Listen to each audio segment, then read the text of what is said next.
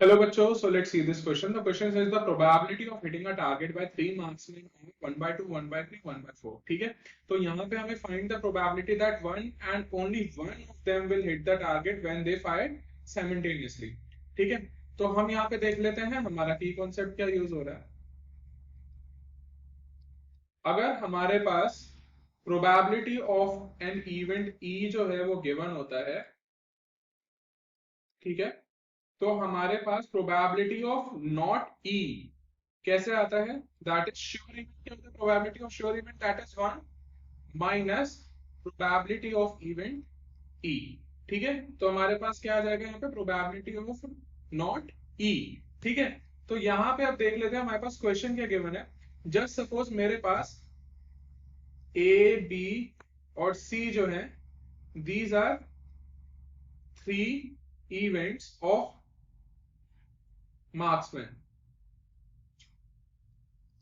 ठीक है, मतलब ये हमारे हैं कि हिटिंग इवेंट्स है कि उन्होंने हिट करा है. ठीक है, ए मार्कमेंट 1 के लिए है, बी मार्कमेंट 2 के लिए है, सी मार्कमेंट 3 के लिए है.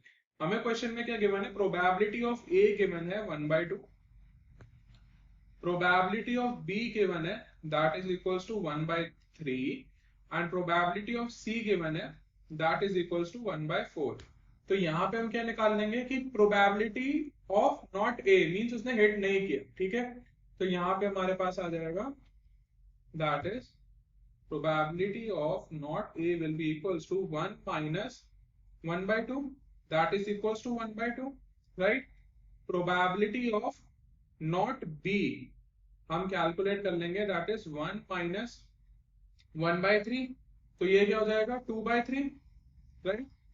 And probability of not C ये कैलकुलेट कर लेंगे 1 minus 1/4, this will be equals to 3/4.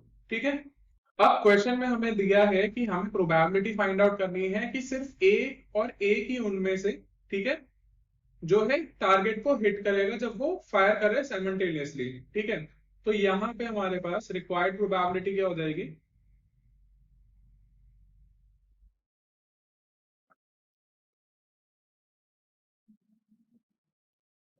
Required probability कैसे कैलकुलेट करेंगे? ठीक है, प्रोबेबिलिटी ऑफ ए मतलब ए ने हिट करा पर बी और सी ने हिट नहीं किया, into probability of not B into probability of not C. ठीक है, अब दूसरा क्या आता है कि ए ने हिट नहीं करा, probability of not A, B ने हिट करा, प्रोबेबिलिटी ऑफ बी, और सी ने हिट नहीं करा, प्रोबेबिलिटी ऑफ नॉट सी. ठीक है, अब हमारे पास थर्ड कंडीशन क्या आती है कि ए और बी ने हिट नहीं किया, तो यहां आ जाएगा probability of not A into probability of not B into probability of C, C ने हिट कर. ठीक है, तो यहाँ पे वैल्यूज पुट कर लेते हैं. 1/2 into 2/3 into 3/4 plus 1/2 into 1/3 into 3/4. ठीक है, प्लस हमारे पास क्या आ जाएगा 1/2 इंटू 2/3 इंटू 1/4. इसको सॉल्व कर लेंगे, हमारे पास क्या आ जाएगा, यहाँ पे 2 से 2 कैंसिल हो गया, 3 से 3 कैंसिल हो गया, यहाँ पे हमारा 3 से 3 कैंसिल हो गया, यहाँ पे हमारा 2 से 2 कैंसिल हो गया. सो हमारे पास क्या बचा? हमारे पास बचा 1/4 plus 1/8 plus that is 1/12.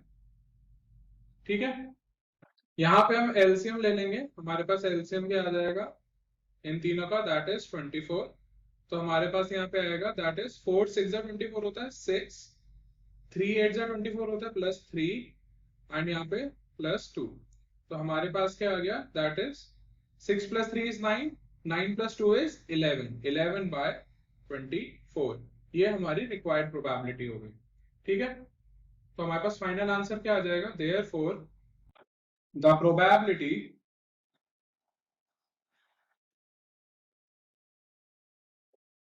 that one and only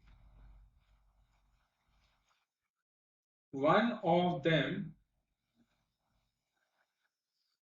will hit the target is 11 by 24. Okay, so I hope you understood it well. Thank you and best of luck.